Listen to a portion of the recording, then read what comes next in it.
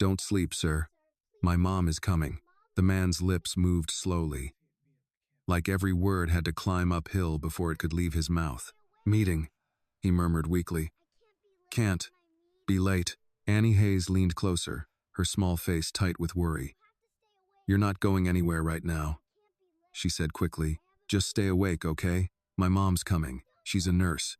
The man's pale blue eyes drifted toward her for a moment. They looked confused, as if he couldn't quite understand where he was or why a girl was kneeling beside him on a cracked front walk in the middle of a quiet Chicago block. Then his eyes began to close again. Annie's heart jumped. No, don't do that, she said urgently. Stay with me. A few minutes earlier, everything had been normal. She had only come outside to take out the trash before her mother got home from work. That was the rule on nights when Monica Hayes worked late shifts at the hospital.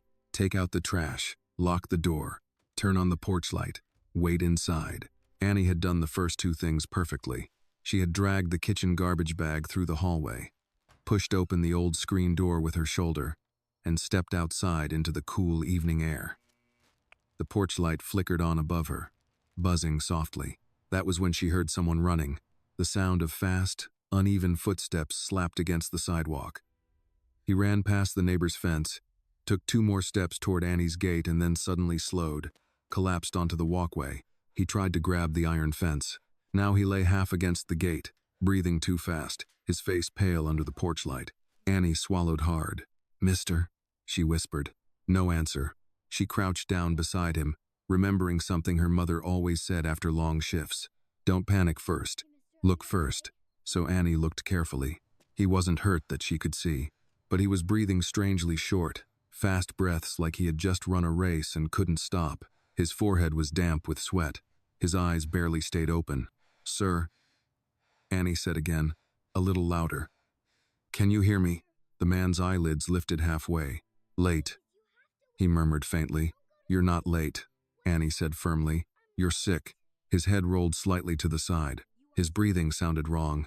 Annie suddenly remembered something else her mother had shown her once while watching a safety video on TV. If someone feels faint or collapses, help them lie flat and lift their legs. It helps the blood go back to their heart. Okay, Annie whispered nervously. I'm gonna help you. She slipped her small hands under his shoulder and tried to guide him gently onto his back. He was heavy, much heavier than she expected, but she managed to straighten him out enough so he wasn't twisted against the gate anymore. Then she looked around. She spotted the trash bag she had dropped. Quickly, she grabbed it, folded it, and slid it carefully under his ankles to raise his legs a little the way her mother had explained once. There, she said softly, breathing hard. Mama says this helps. The man barely reacted. His eyes drifted closed again. No, don't sleep, Annie said quickly. She tapped his shoulder gently. Hey, stay with me, talk to me. His lips moved again. Meeting. You can go to your meeting later, Annie said. Right now you gotta breathe. She reached out and placed her small hand against his sleeve. Listen to me, okay? She said softly. My name's Annie. I live here. That's my house. She pointed toward the small porch behind her. You're gonna be okay. My mom fixes people all the time. But the man's breathing was getting slower now. Annie felt panic rising again. She pulled her mother's old phone from the pocket of her hoodie and quickly tapped the number she knew best. Mom. The phone rang. Once, twice, then Monica Hayes answered. Annie? Mama, Annie blurted. There's a man. Everything in Monica's voice changed instantly. What man? Annie, where are you? I'm outside, Annie said quickly. He fell down by our gate and he won't wake up right. Is he breathing? Yes. Good, Monica said. Annie could hear the sound of traffic in the background. I'm turning around right now. Stay with him. Okay. The call ended. Annie stared at the phone for a moment. Then suddenly she remembered something important. Emergency. Mama always called emergency. Oh, Annie gasped. She quickly dialed 911. A calm voice answered almost immediately. 911. What is your emergency? There's a man and he fell down, Annie said quickly. He won't wake up and he's breathing weird. The operator asked for her address. Annie told her. An ambulance is on the way, the operator said. But then she added something that made Annie's stomach twist. There is heavy traffic in that area right now. It may take several minutes. Several minutes. Annie looked down at the man again. His breathing sounded weaker now. She squeezed his arm. "Sir," she said gently, trying to sound brave even though her heart was racing. "You gotta stay awake." His eyes opened just a little. "Where?" "My house," Annie said. "You fell by my gate." He looked at her again, confused. Annie leaned closer. "Just keep breathing," she said softly. "My mom's coming." For a moment he stared at her like he couldn't believe she was real. Then his eyes began to close again. Annie quickly tapped his shoulder. "Hey, no sleeping," she insisted. "Mama says that's not allowed." The man's watch caught the porch light and flashed silver. His phone lay on the sidewalk nearby, lighting up again and again with incoming calls he was too weak to answer. The whole street felt strangely quiet around them. Annie kept talking. "You're gonna be okay," she repeated. "Just breathe." Then, finally, headlights turned onto the block. An old sedan rolled quickly toward the curb. Annie looked up and her heart leapt. "That's my mom," she whispered. And for the first time since the stranger had collapsed in front of her house, Annie felt a little less afraid. Monica Hayes was out of the car before the engine stopped ticking. The driver's door slammed behind her, and she crossed the sidewalk at a near run, one hand already reaching into the deep pocket of her black coat for the small pen light she carried after every shift. Monica saw Annie kneeling beside a stranger on the walkway. "Annie, baby, move back just enough to give me room," Monica's voice soft. Annie obeyed immediately, scooting to the side on her knees but keeping one hand on the man's sleeve as if letting go might make him disappear. Monica dropped down beside him. In one sweep of her trained eyes, she took in everything. The loosened tie, the soaked collar, the expensive overcoat, the silver watch, the phone lying on the pavement with its screen still lighting up, the way his legs had been raised on the folded trash bag. Her gaze flicked to Annie. "You did that?" Annie nodded, breathing hard. "Like you said one time, on TV." For the first time since she stepped out of the car, Monica's face softened. "Good girl." Then she went back to work. She pressed 2 fingers to the man's neck and counted silently. She leaned close to his mouth and nose, checked airflow, then slid her hand beneath the back of his suit jacket to feel for heat and dampness between the shoulder blades. Sweat, too much of it. His skin was clammy. His breathing was shallow, but steadier than Annie must have first found it. "Sir," Monica said firmly, giving his shoulder a controlled shake. "Can you hear me?" His eyelids twitched. "Sir, open your eyes." It took effort, but he did. Blue eyes, dazed and glassy, opened halfway. They found Monica's face and held there for a second, as if he were trying to figure out whether she was real. "I need your name," Monica said. He swallowed. "Ethan. Last name." He hesitated, like even that cost him something. "Cole." Monica's hand stopped for the briefest fraction of a second. Of course, even if she hadn't recognized him from the magazines in the waiting room at work, from the local business segments on muted televisions, or from the giant smiling billboard that had gone up downtown last spring, the name would have done it. Ethan Cole, 40 years old, tech investor, real estate visionary, corporate darling, the kind of man city officials praised whenever they talked about growth, innovation, opportunity. The kind of man who could buy a block, rename it Progress, and never meet the people who had once called it home. Monica's mouth tightened. Annie looked between them. "You know him?" "Unfortunately," Monica said quietly. Ethan's eyes shifted, trying to focus. "Phone," he whispered. "Meeting." Monica ignored that. "Do you have chest pain?" A slow blink. "Pressure. Any history of heart problems?" He breathed in too sharply, then winced. "No." "Have you eaten today?" He didn't answer right away. That told her plenty. Monica glanced at Annie. "Did you call 911? "Yes, ma'am. They said traffic is bad." Of course it was. Somewhere downtown, an ambulance would be trying to crawl through buses, delivery vans, construction closures, and the everyday indifference of a city that always seemed to make poor neighborhoods wait a little longer than everybody else. Monica pulled her own phone from her pocket and called emergency dispatch again, identifying herself as a nurse, repeating the address, sharpening her tone just enough to make clear that this was not a fainting spell on a front lawn. This was a possible cardiac event or severe collapse from overexertion. The dispatcher promised a crew was coming. Monica had heard that promise before. She ended the call and looked down at Ethan again. He was fighting to stay conscious now, but barely. His lips had gone dry. His breathing came with the exhausted rhythm of a man whose body had finally rebelled against every order it had been given. "Mr. Cole," she said, and his eyes flickered toward her voice. "I want you to listen carefully. Help is coming, but I need you to stay with me. No more talking about meetings. Just breathe."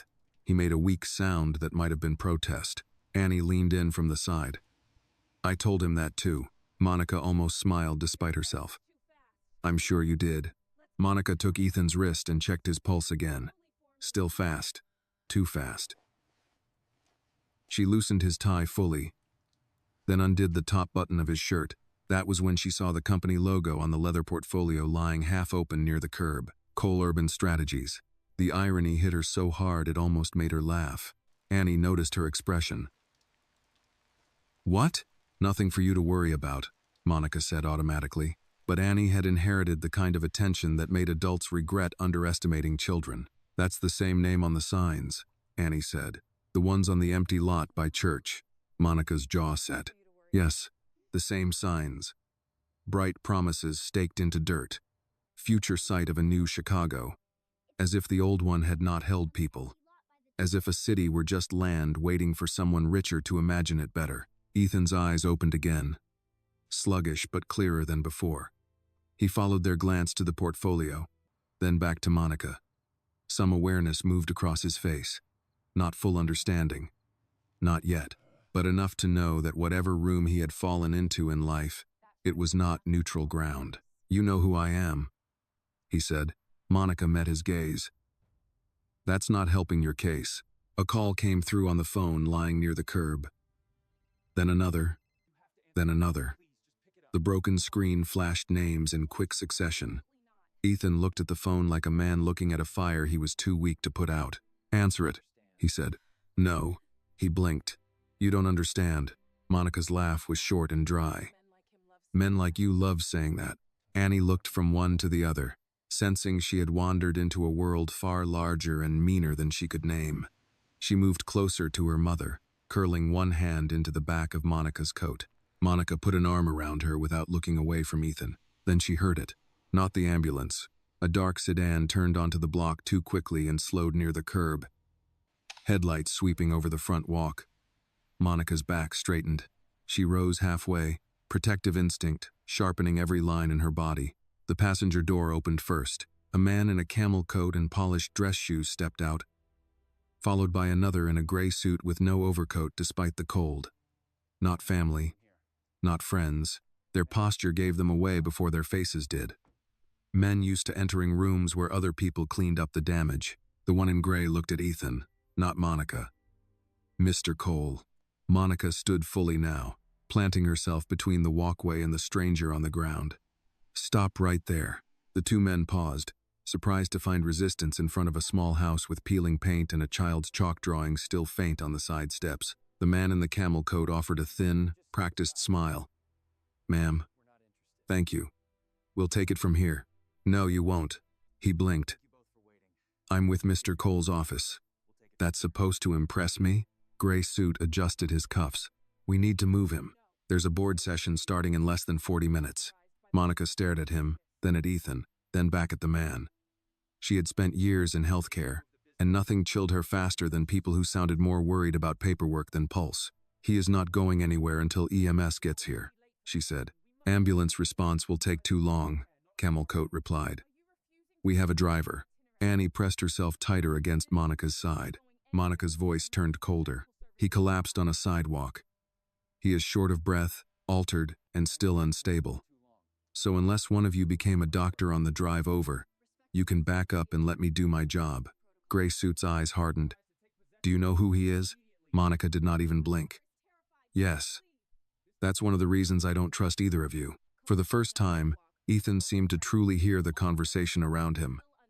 His head shifted. He looked at the men by the curb, and something passed across his face that Annie could not name, but Monica recognized immediately. Not relief, wariness. That interested her.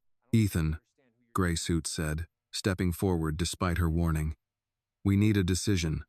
The room is waiting." Monica held out a hand, stopping him. Another step and I call the police too. Nobody moved. The whole block seemed to pause with them, the hum of the porch light, the rattle of dry leaves along the sidewalk, the distant bus kneeling to release passengers at the corner.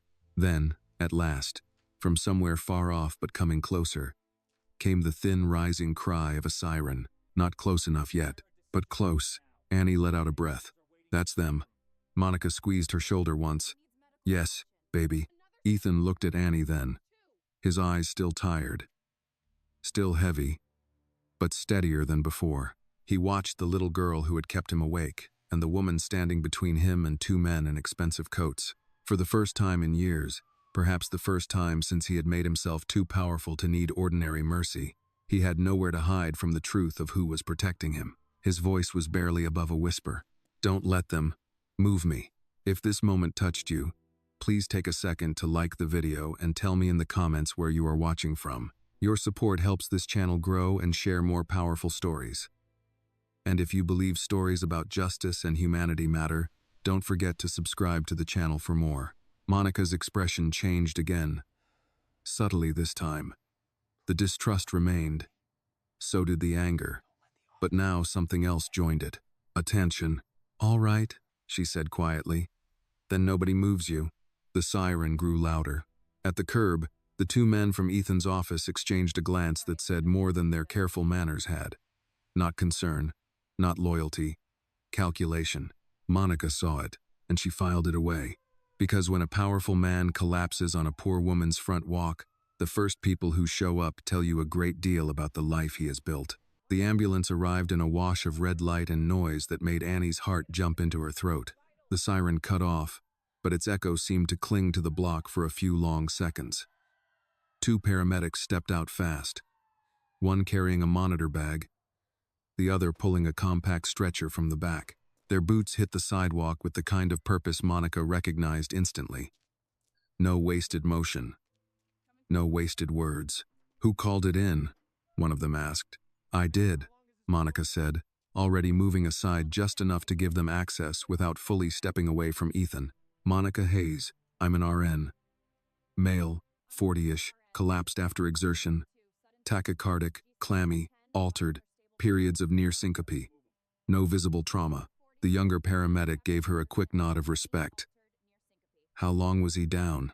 Maybe 8 to 10 minutes since my daughter found him. He's been conscious on and off. Annie stood very still beside the porch rail, both hands wrapped around the chipped white wood.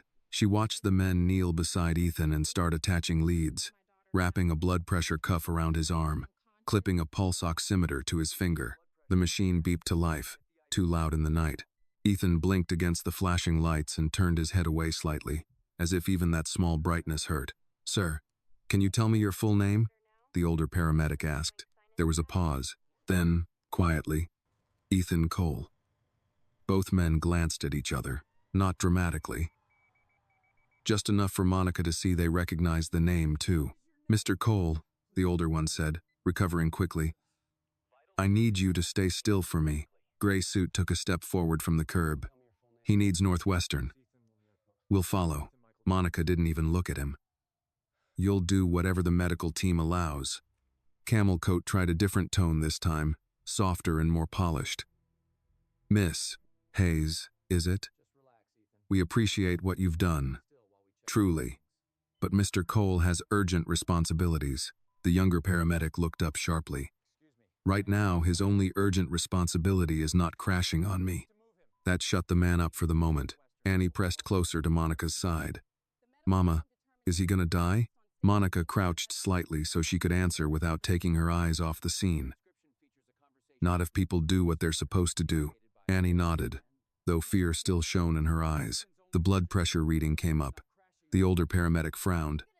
Pressure's low. I know, Monica said. He looked at her again. You did good keeping him flat and elevating the legs. Monica tilted her head toward Annie. She did. For the first time, both paramedics looked directly at Annie. The younger one gave her a small smile. Then you did real good tonight. Annie didn't smile back. She just stared at Ethan while they worked on him, as though she had not fully accepted that adults could be trusted with him yet.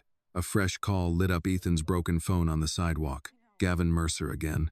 The screen glowed, dimmed, and glowed once more. Monica noticed Ethan noticing it. "You want that answered?" she asked quietly. His eyes drifted to her face.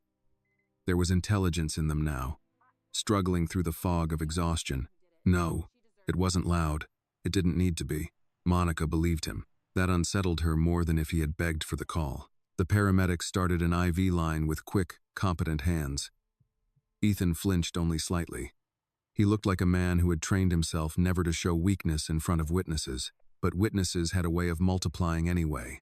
Across the street, Miss Bernice finally opened her front door and stepped out in a robe and house shoes, one hand pressed against her chest. "Monica?" she called softly. "Everything all right, baby?" "No, ma'am," Monica called back. "But it's being handled."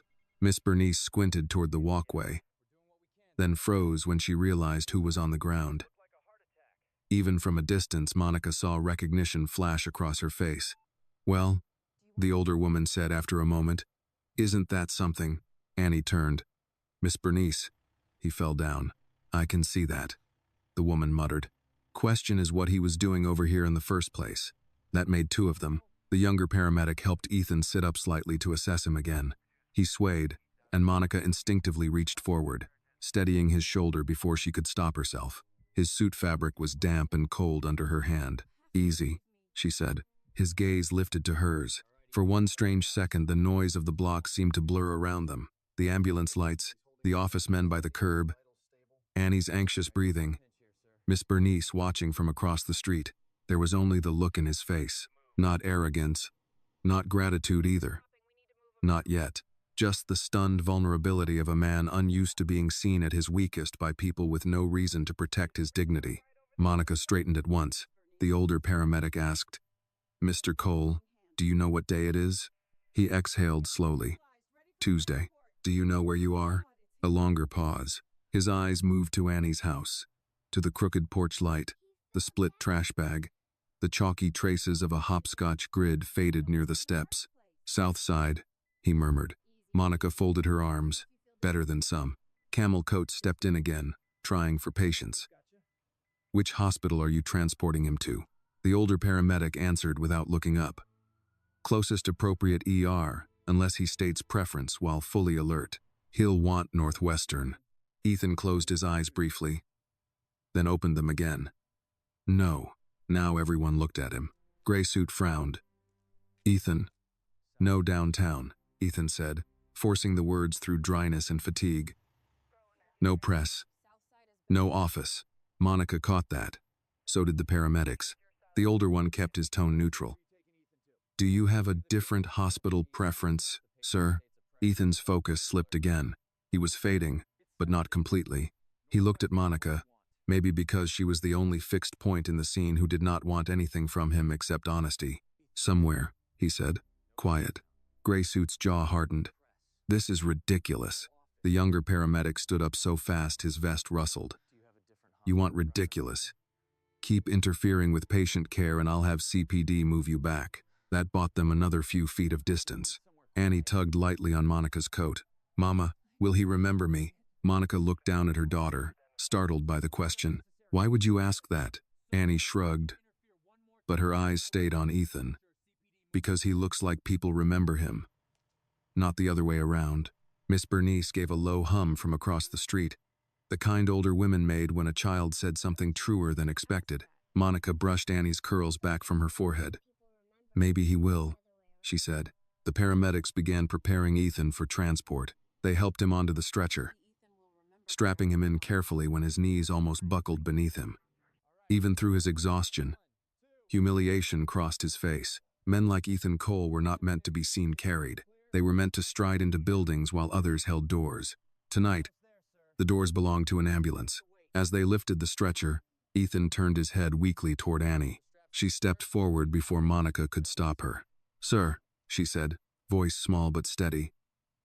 "You did good staying awake." A faint line appeared at the corner of his mouth. Not quite a smile. Something gentler than that. Something surprised. "Thanks." "Annie," her eyes widened. "You know my name. You told me." Then the stretcher rolled toward the ambulance. Gray Suit and Camel Coat moved at once, angling toward the back doors, but Monica stepped into their path. "You heard him," she said. No office. Camel Coat's politeness cracked.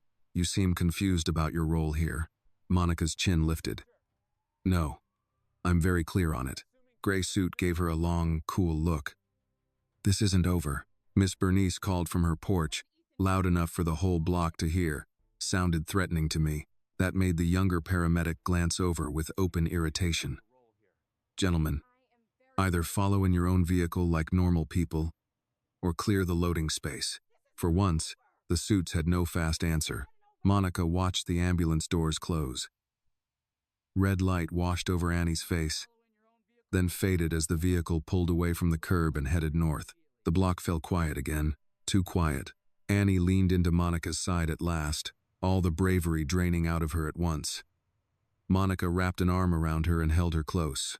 On the sidewalk near the gate, Ethan's broken phone still lay where he had dropped it. Its screen lit one more time in the darkness. Gavin Mercer. Then it went black. By the time Monica and Annie stepped back inside the house, the warmth felt strange. It wasn't really warm. Not the way new houses in richer neighborhoods probably felt, with their sealed windows and perfect insulation. It was the ordinary warmth of a small home on a cold Chicago night, radiator heat ticking through old pipes, the oven still holding a little leftover warmth from dinner, the smell of dish soap and onions and fabric softener lingering in the air. But after the flashing ambulance lights and the hard voices at the curb, it felt almost unreal. Monica locked the front door, checked the deadbolt twice, then stood for a second with one hand still resting on the knob. Annie watched her mother's face carefully. Monica always looked tired after late shifts. Tonight she looked something else too, angry. Annie slipped off her sneakers and stood by the mat in her pink hoodie and socks. Mama? Monica turned. The anger in her face softened the moment she looked at her daughter. You did good tonight, she said. That should have made Annie feel proud. Instead, tears rushed into her eyes so suddenly they startled her. I thought he was going to die. Monica crossed the room in 2 steps and pulled her into a hug. Annie pressed her face into her mother's coat, which smelled like cold air, hospital sanitizer, and the coffee she never quite had time to finish. Monica's hand moved slowly over Annie's hair. I know, she said quietly. They stood there like that for a while, right in the narrow front hall beneath the family calendar and the church flyer pinned to the wall. Outside, the street had gone back to normal. A car rolled past. Someone shut a garage door down the block. The city had already begun swallowing the moment, but Annie could still see the man's face in her mind, pale, exhausted, and trying so hard not to close his eyes. He said my name, she whispered into Monica's coat. Monica leaned back enough to look at her. What? In the ambulance. He said thanks, Annie. He remembered it. Something unreadable crossed Monica's face. Then he was listening. Annie wiped her nose with the back of her hand. Is that good? Monica exhaled through her nose, the way she did when a question had too many answers. Maybe. She took off her coat, hung it over the chair by the kitchen table, and looked around the room as if seeing it for the first time tonight.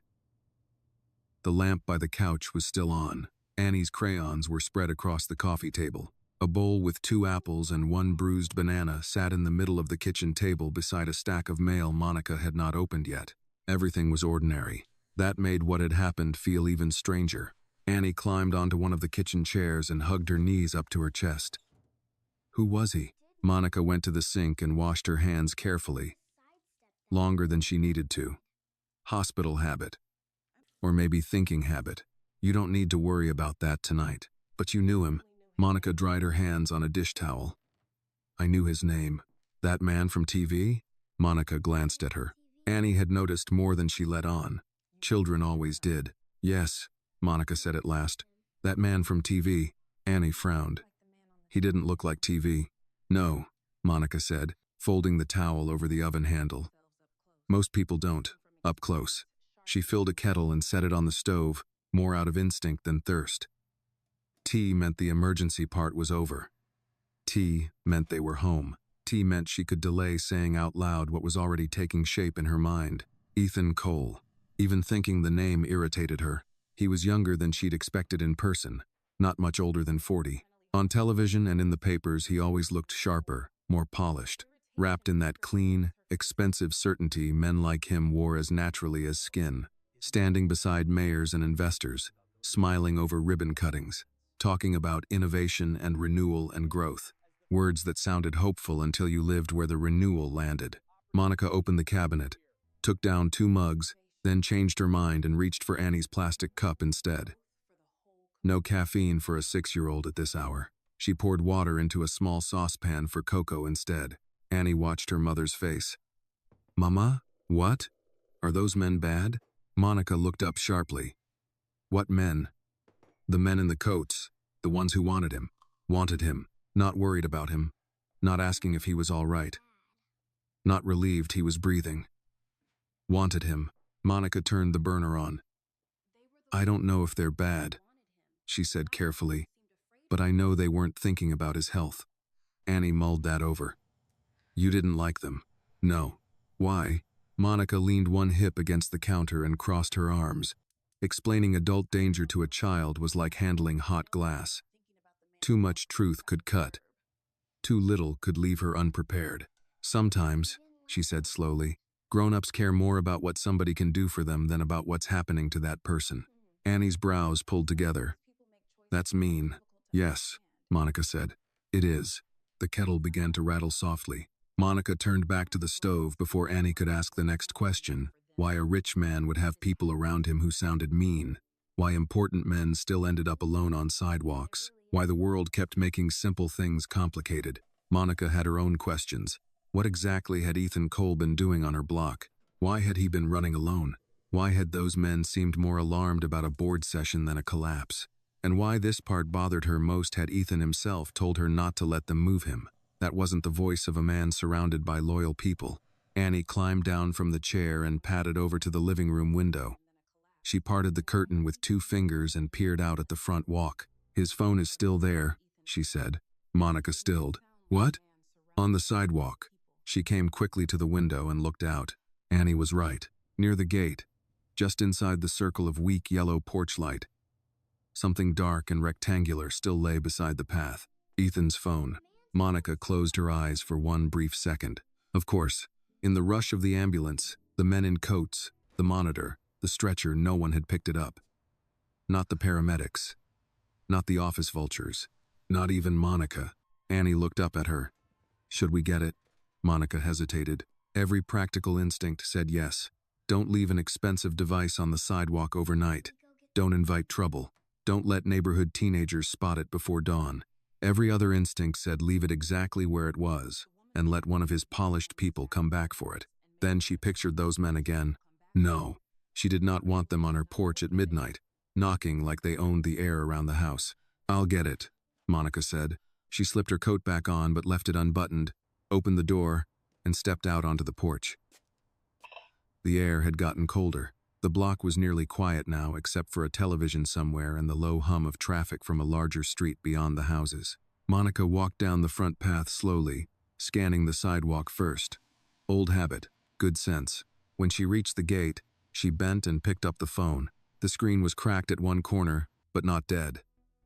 The lock screen glowed instantly in her hand, and there he was, Ethan Cole, photographed the way rich men always were for magazines and company websites. Clean jaw, expensive suit, steady eyes, that same careful confidence. Underneath the photo, missed calls crowded the screen in a stack. Gavin Mercer. Office. Board chair. Unknown. Gavin Mercer again. Then a text banner slid down before the screen dimmed. "Where are you?" "They're ready to vote." Monica stared at it. Vote? For what? She already knew the answer before she admitted it to herself. Inside the house, Annie called. "Mama?" Monica turned back toward the porch, the phone cold in her hand now despite the warmth left from his palm. The signs by the church lot, the branded folders, Cole Urban Strategies, the men in coats, the urgency, a meeting important enough for a billionaire to run himself into collapse trying to reach it. Monica looked down at the glowing screen one more time. Then she went back inside and locked the door. Annie stood in the hallway waiting for her. "Did you get it?" Monica held up the phone. Annie nodded, relieved. "Good. It looked lonely out there." That almost made Monica laugh, but not quite. She set the phone face down on the kitchen table as if it might stain the wood. The cocoa simmered softly on the stove. The house felt smaller now somehow, not because anything had changed inside it, but because something from outside had crossed the threshold and left a mark. Annie looked at the phone, then at her mother. "Mama?" "Yes. Is he gonna come back for it?" Monica looked at the cracked screen, at the silent names trapped inside it, at the life that had nearly spilled out on her front walk and the machine already trying to drag it elsewhere. "I don't know," she said, and for the first time that night, the truth of it settled in her bones. She had saved a man whose world had already been reaching for hers. Monica barely slept. She lay on her side in the dark with one arm draped over Annie, listening to the old house settle around them. Pipes clicked in the walls. A car passed once around midnight, then another much later, bass thumping faintly before fading into the city. Annie had fallen asleep quickly, the way children sometimes did after fear had wrung them out completely. But Monica's mind kept circling back to the cracked phone on the kitchen table. At 2:13 a.m., it lit up again. She saw the glow from the hallway and got out of bed before the second vibration. She stood in the kitchen barefoot in borrowed silence, staring at the screen. Gavin Mercer. Call declined. Then a text. "We can contain this if you answer." Contain this. Monica let out a low breath through her nose. That was the language, wasn't it? Not concern. Not how is he. Not is he alive. Contain. As if Ethan Cole's collapse were a leak in a pipeline or a spill on a boardroom floor. She didn't open the message thread. She wasn't interested in becoming part of anybody's evidence chain. She turned the phone face down again and stood at the sink for a long moment, staring out into the dark front yard where the porch light still glowed over the gate. By morning, the neighborhood looked exactly the same. That was the strange thing about major events. The world rarely rearranged itself to honor them. Garbage trucks still came. School buses still hissed to the curb.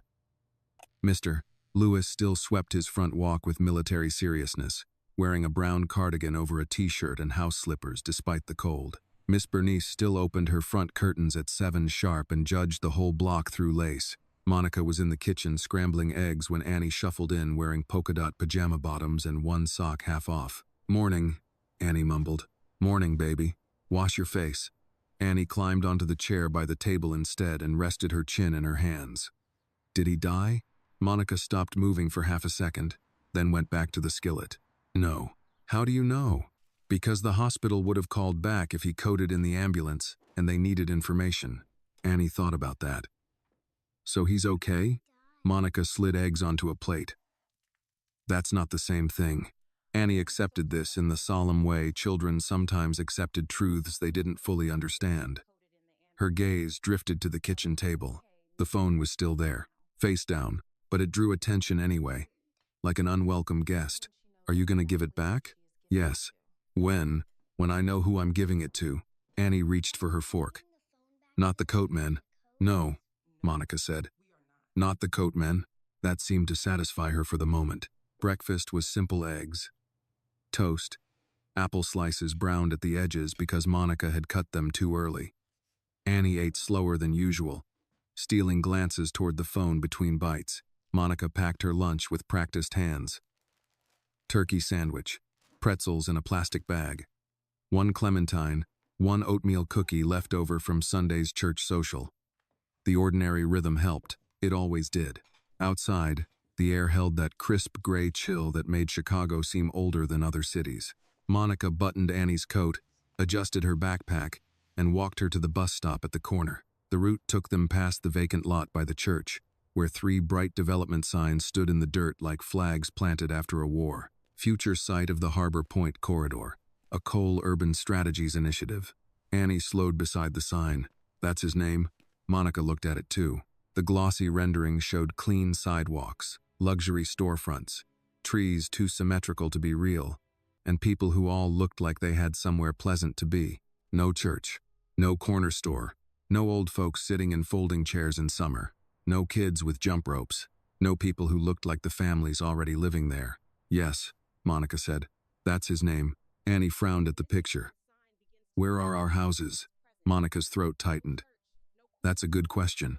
The bus came before Annie could ask anything else.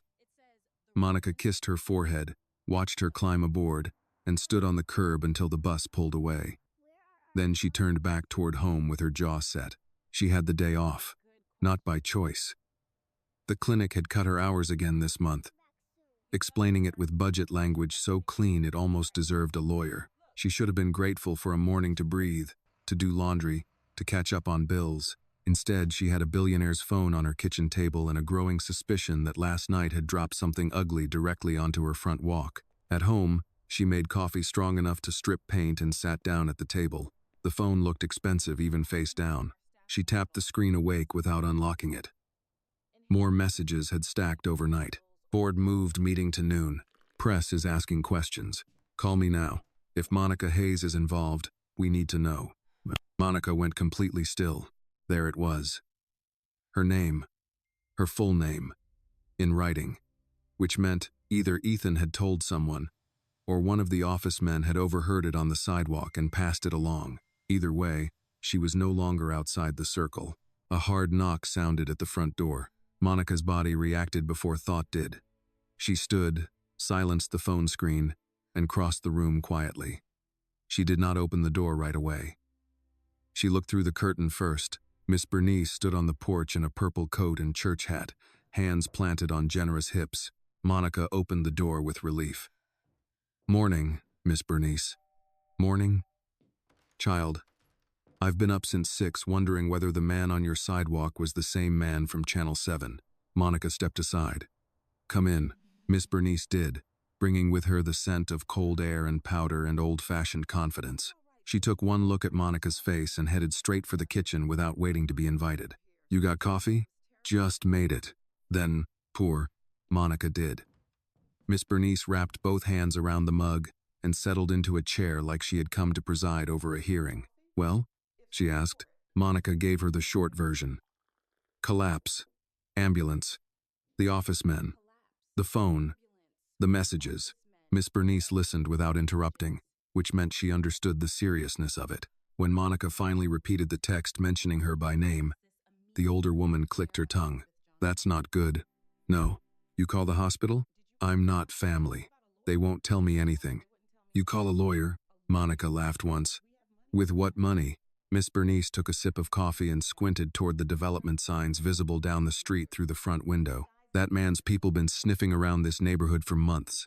Surveys, offers, letters dressed up like opportunities." She shook her head. "Folks always say the same thing when they want your land. They act like they discovered value where you've been living your whole life." Monica leaned back in her chair. "I know." Miss Bernice studied her over the rim of the mug. "You feeling sorry for him?" Monica answered too fast. "No, that wasn't what I asked."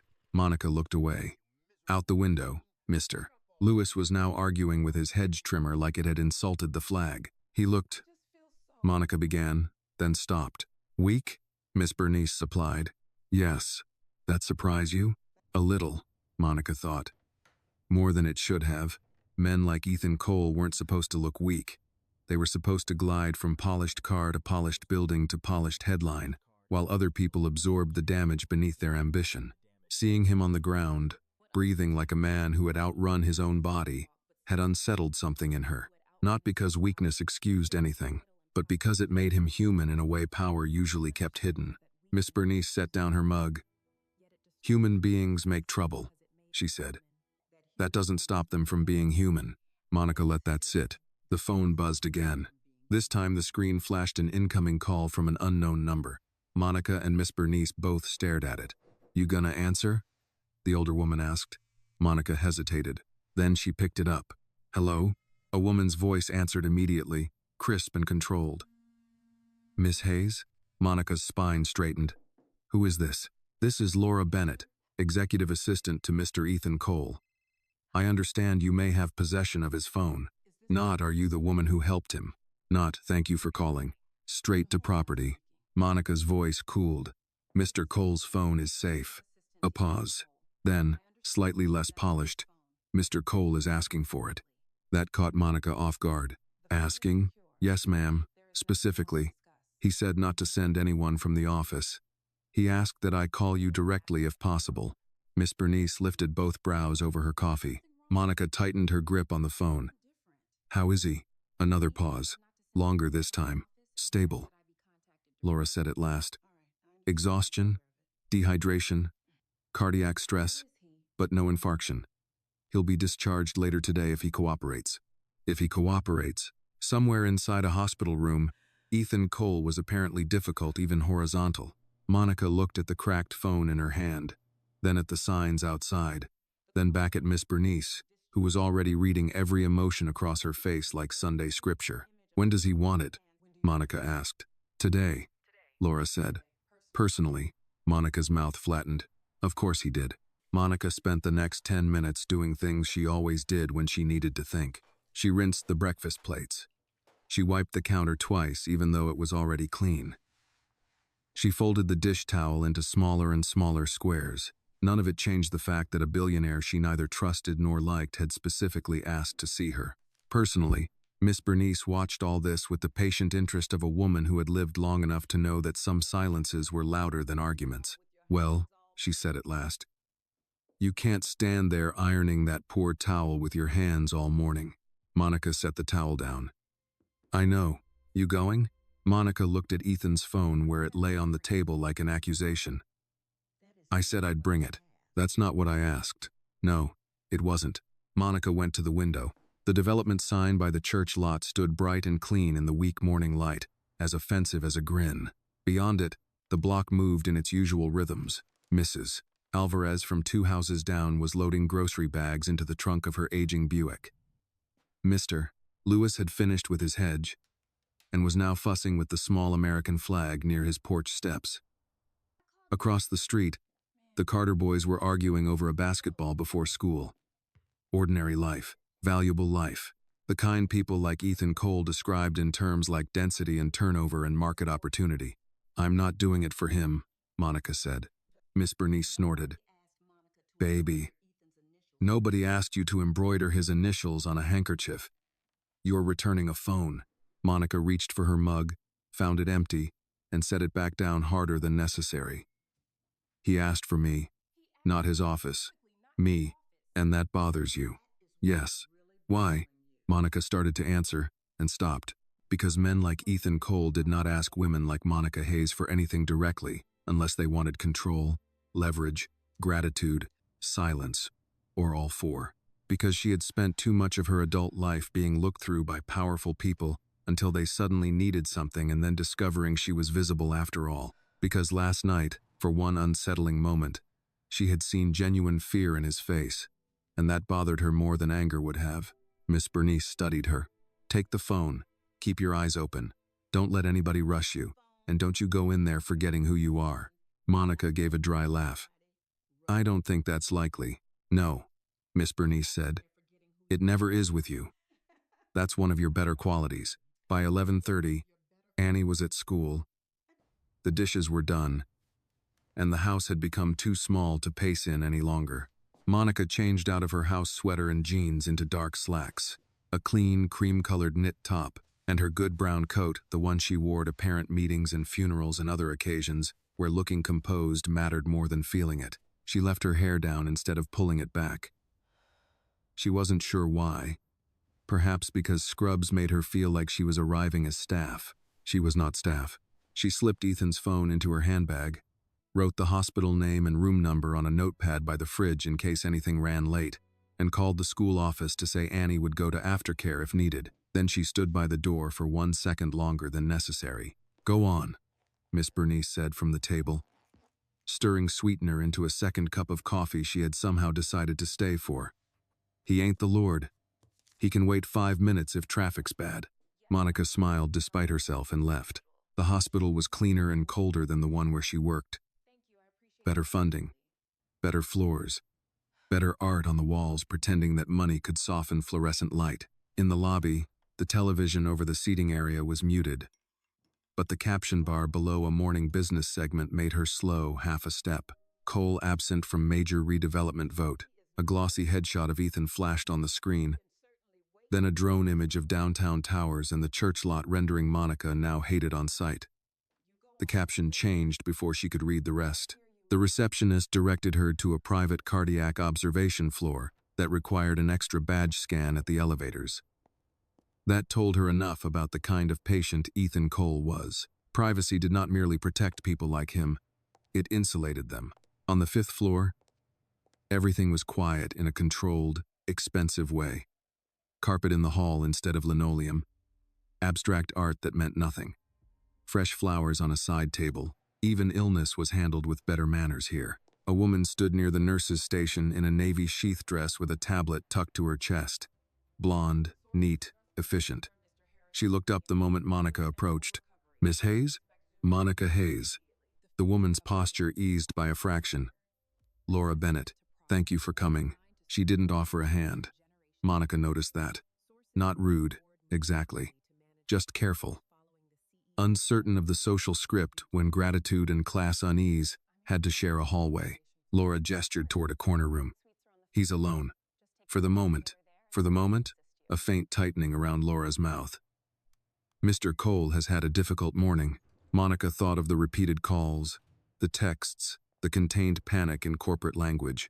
"I imagine he has." Laura lowered her voice. "He refused to speak to the board until he had his phone. Then he refused to let legal send anyone to get it." That surprised Monica enough to show on her face, Laura noticed. "He can be very exact about certain things." "Is that the polished way of saying stubborn?" The woman almost smiled. "Yes." Monica let that sit between them. "Who were the men last night?" Laura's expression flattened instantly. "I'm not sure. Try again." Laura looked down the hall, then back at Monica. "Mr. Mercer's people, most likely. Gavin Mercer." "Yes." The name felt sharper out loud. "His second in command," Monica said. Laura gave a small nod. "Among other things." That phrase lodged somewhere in Monica's mind. She filed it away. At the room door, Laura stopped. "He's medically stable, tired, unhappy. Not always in that order." She hesitated. "He asked specifically that no one from the office be in the room when you arrived." Monica put a hand on the door handle. "Why?" Laura's polished expression slipped for the first time. "If I knew that, Miss Hayes, my life would be much easier." Inside, the room was larger than Monica's living room. That irritated her immediately. There was a private seating area by the window, a polished cabinet hiding the television, a tray with untouched broth and tea, a vase of lilies sending expensive perfume into the air. The blinds were half open, showing a gray strip of Chicago sky and the hard geometry of nearby buildings. Ethan sat upright in bed in a pale hospital gown under a dark cashmere blanket someone had clearly brought from home. Even tired, he looked like a man the room had been arranged around. His color was better than last night. His breathing was even, but exhaustion still clung to him, not just in the shadows under his eyes, but in the strange stillness of a person forced to stop moving against his will. He looked toward the door as she entered. For 1 second, neither of them spoke. Monica had seen him on concrete beneath a buzzing porch light, half-conscious and helpless. Here he had walls, privacy, polished medical equipment, and every signal of status restored around him. Yet somehow he still looked more vulnerable now than he had on her front walk. Maybe because now he was awake enough to know exactly how exposed he'd been. "I have your phone," Monica said. Something almost like relief moved across his face. Not over the device itself, she thought. Over the fact that she had come. "Thank you," he said. His voice was rougher than she remembered, less controlled, realer. She walked to the chair nearest the bed and set the phone on the side table, but didn't hand it over immediately. His gaze dropped to it, then back to her. "You don't trust me," he said. Monica folded her arms. That would be an odd place to start. A flicker of something crossed his face. It might have been shame. It might have been humor, too tired to fully form. "No," he said quietly. "I suppose it would." From the hallway came the distant roll of a supply cart and the murmur of nurses changing shifts. Ordinary sounds, familiar sounds. They made the room feel slightly less staged. Monica studied him. Clean-shaven now. Hair brushed back. No sweat. No panic. No concrete under his shoulders. And yet the memory of his whisper on her walkway, "Don't let them move me," still sat between them like an open question. "You asked for me," she said. "Not your assistant. Not security. Me. Why?" Ethan looked at the phone again but made no move toward it. Then he lifted his eyes to hers and answered with a bluntness she had not expected. Because you were the only one there last night who didn't want something from me. For a moment, Monica said nothing. The room was so quiet she could hear the steady tick of a monitor somewhere behind Ethan's bed and the muted hiss of hospital air moving through the ceiling vents. Outside the half-open blinds, Chicago rose in cold gray lines, all glass and ambition. Inside, a billionaire sat in a private cardiac room looking at her as if the simplest truth had cost him something. Because you were the only one there last night who didn't want something from me. Monica let out a slow breath. That's a sad thing to say about your life. A faint, humorless smile touched his mouth. I didn't say it was a good life. She pulled the chair back and sat, though she kept her coat on. It was a small choice, but an important one. She wasn't staying. Ethan noticed. She could tell. He reached for the phone at last, picked it up, turned it over once in his hand, then set it back down on the blanket without unlocking it. That caught her off guard. Aren't you going to answer all those people losing their minds over you? She asked.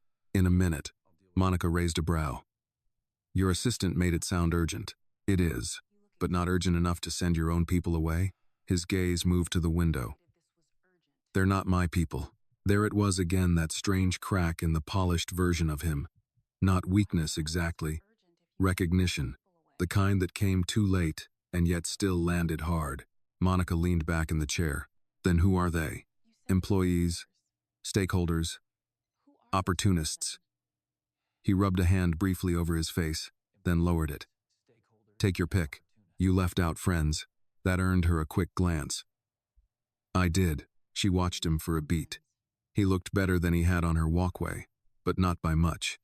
There was still a heaviness in him, as if his body had not yet forgiven him for what he'd done to it. His hospital tray sat untouched. The tea had gone pale and cold. The broth skin had hardened at the edges. A man used to commanding rooms was currently losing a battle with lunch. Monica noticed things like that. So, she said, what exactly were you trying to outrun? He didn't answer right away. When he finally did, his voice was quieter. Time.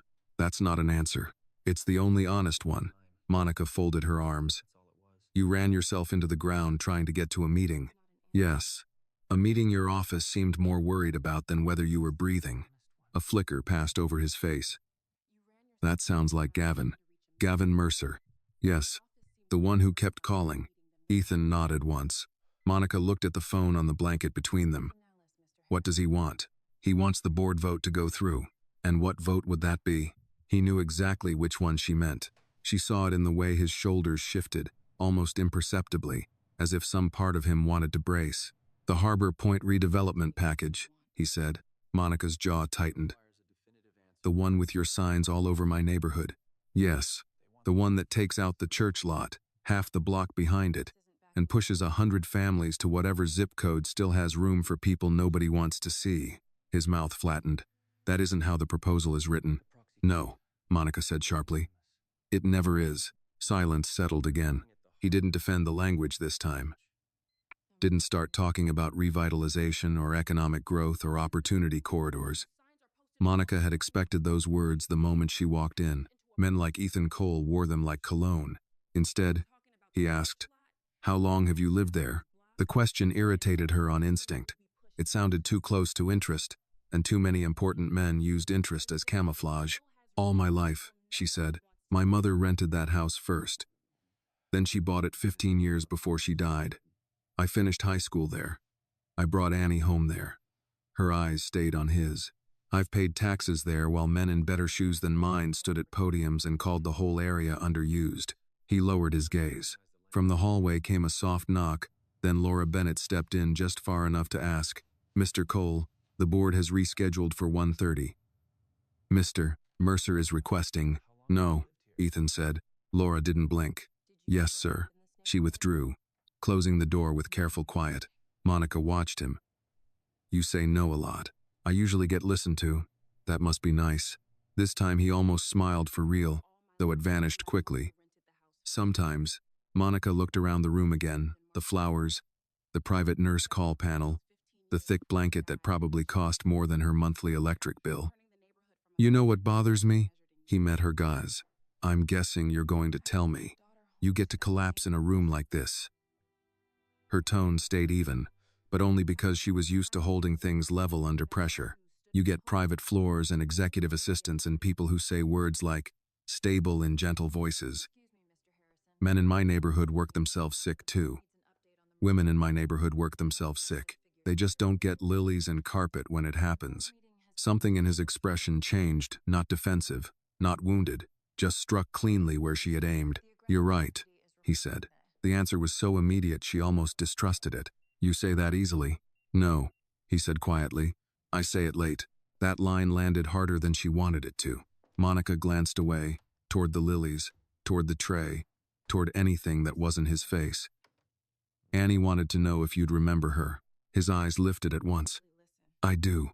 She'll be pleased. She saved me." Monica gave him a look. "She kept you awake. The paramedics and your fluids saved you. She did what nobody else did." He paused. "She treated me like I was worth helping before she knew who I was." Monica's chest tightened in a place she did not appreciate being touched. "That's because she's 6. Maybe that's why." She studied him more carefully now. The room, the title, the money, they still sat around him like armor someone had hung back in place after a battle.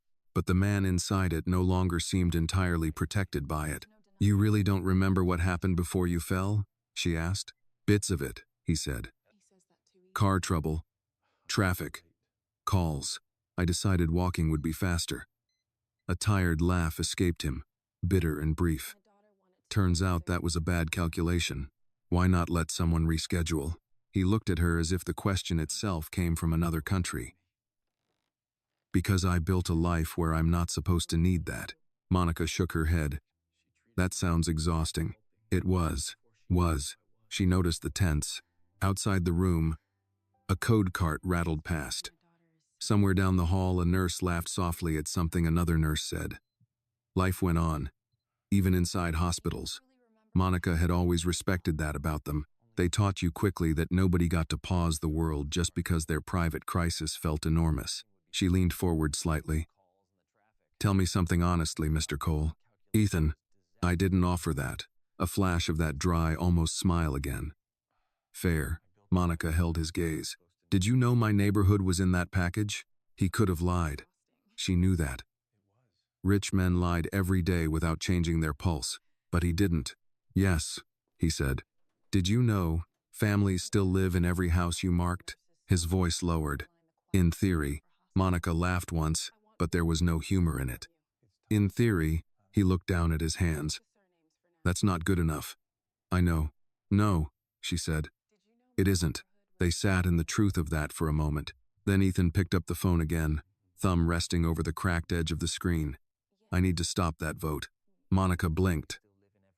"Excuse me?" He looked at her fully now, and for the first time since she stepped into the room, she saw something steadier than exhaustion. Decision. "I need to stop it," he repeated. "And if Gavin's this desperate, it means he thinks he can push it through without me." Monica's skepticism rose on instinct. "So now you're the hero?" His answer came fast. "No." The word hung there, plain and unsheltered. "No," he said again. "I'm the man who signed off on a machine and only just noticed who it was crushing." That, more than anything else he had said, made Monica sit back and go still, because it wasn't redemption.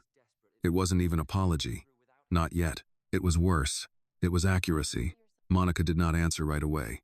Accuracy was harder to argue with than charm. Harder than remorse, too. It sat in the room without asking to be liked. And for a man like Ethan Cole, that alone felt almost radical. She looked at him for a long moment, then stood. "That still doesn't make me trust you," she said. "It shouldn't." His answer came without offense, without performance, just tired acceptance. Monica picked up her handbag from the chair. "I need to get my daughter from school in a few hours. I have laundry at home, bills on the table, and a refrigerator making a noise that sounds expensive. So whatever revelation you're having in this room, don't mistake me for an audience." Ethan nodded once.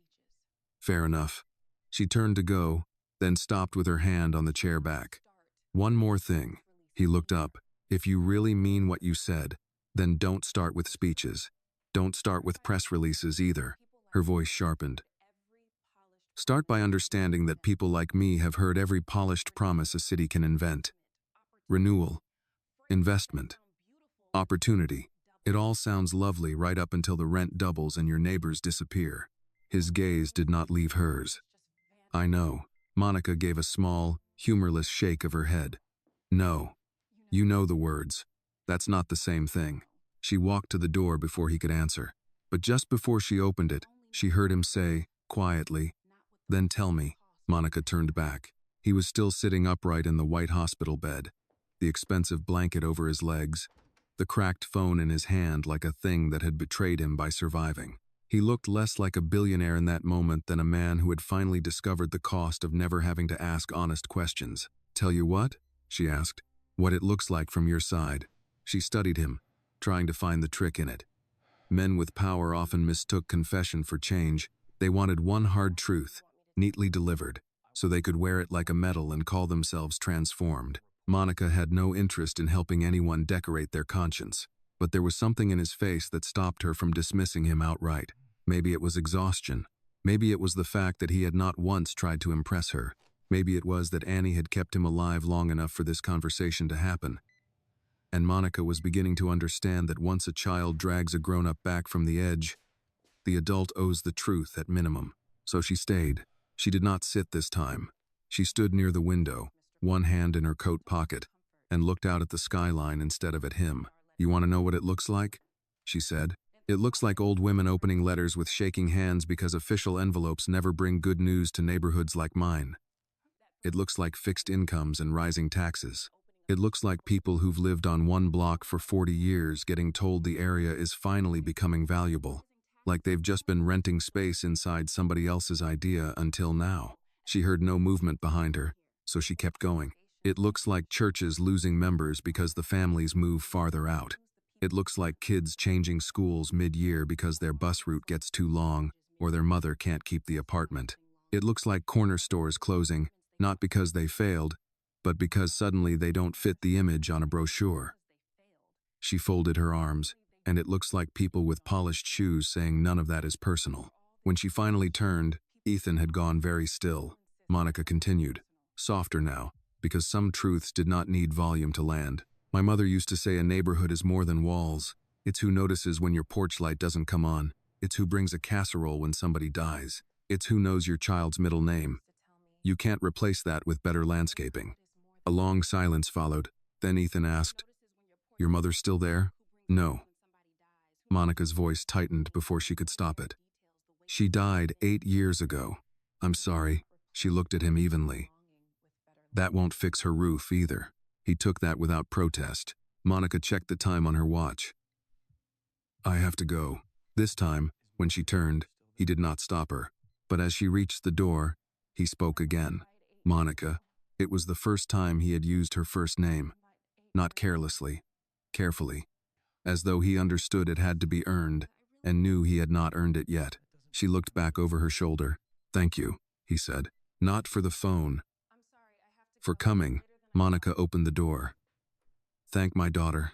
She's the reason you were awake long enough to ask for help." Then she left.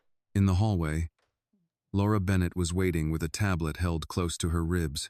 She rose from the chair outside the room the moment Monica stepped out. "Well?" Monica slipped her coat more tightly around herself. "He has his phone." Laura nodded. "Thank you. He also wants to stop the Harbor Point vote." For the first time, the assistant's professional mask cracked clean in two. Her eyes widened. "Not by much. Just enough." "I see," Laura said. "No, I don't think you do." Laura glanced toward the closed room door, then lowered her voice. "Miss Hayes, with respect, there are people around Mr. Cole who have tied a great deal of money to this vote. A great deal of reputation, too." Monica thought of the men on her walkway, one in gray, one in camel, both speaking about board sessions while Ethan struggled to stay conscious. "I guessed as much." Laura hesitated. "Then be careful." The warning was quiet, sincere, and deeply unwelcome. Monica's eyes narrowed. "Are you telling me I'm in danger?" "I'm telling you that when powerful people are embarrassed, they don't always behave elegantly." That sat heavily in the air between them. Monica gave a short nod and walked away. By the time she reached the ground floor, the hospital lobby had grown busier. Families clustered around vending machines and coffee kiosks. A volunteer in a red vest pushed a cart of newspapers. On the television overhead, Ethan's headshot appeared again beside the words, "Market uncertainty after coal absence." Below it rolled a smaller line. "City officials expect Harbor Point decision this afternoon." Monica stood beneath the television and watched his smiling photo beam down over the room. He did not look like the man from last night.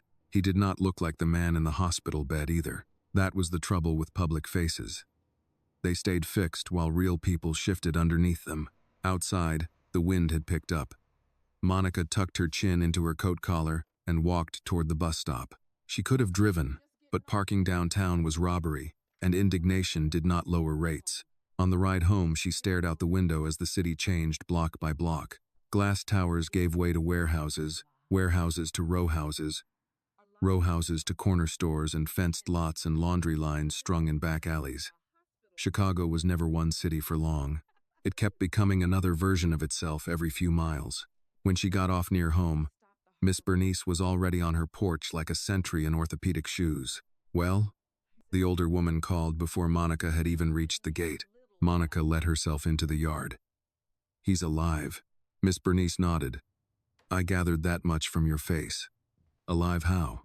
"Tired, stubborn, rich, in a hospital kind of way." That earned a sharp little laugh. "And?" Monica reached the porch steps and paused. "And he says he wants to stop the vote." Miss Bernice's expression changed slowly. "Says." "Yes." The older woman gave a grave nod. "That's the right word to be suspicious of." Inside the house, the afternoon light slanted across the living room carpet. Annie's crayons were still on the coffee table. One of her school worksheets lay folded beside them. A row of large penciled letters practicing the word home. Monica stood looking at that page for a long moment. Then her phone rang. "School." She answered at once. "Hello?" The secretary's voice was warm but apologetic. "Miss Hayes." "Annie is fine, but she's a little distracted today. She told her teacher she saved a man's life last night, and now she's worried he'll forget to say goodbye." Monica closed her eyes briefly. Of course, children did not let stories go unfinished. "Thank you," Monica said. "I'll pick her up early." When she hung up, Miss Bernice was watching her from the kitchen doorway. "What now?"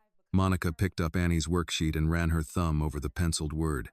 "Now," she said, "I have to explain to my daughter why a man can survive because of her, and still belong to the world trying to take her home away." Monica picked Annie up just after 2:30.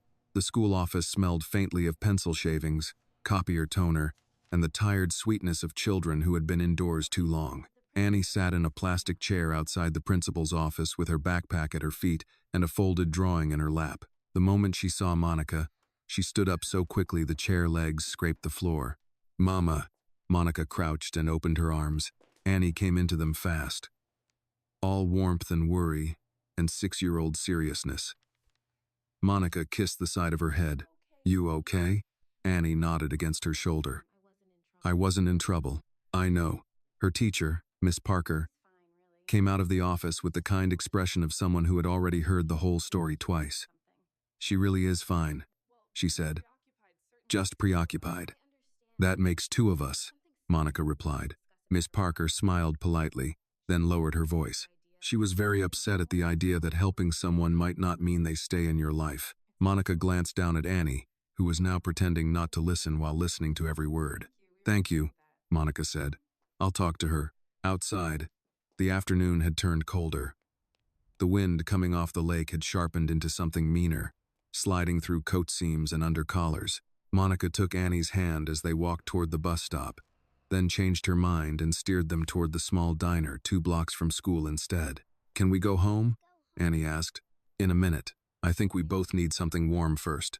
The diner was narrow and old, with fogged front windows, cracked vinyl booths, and a bell over the door that rang like an afterthought. It smelled of grilled onions, coffee, and fryer oil that had seen better decades.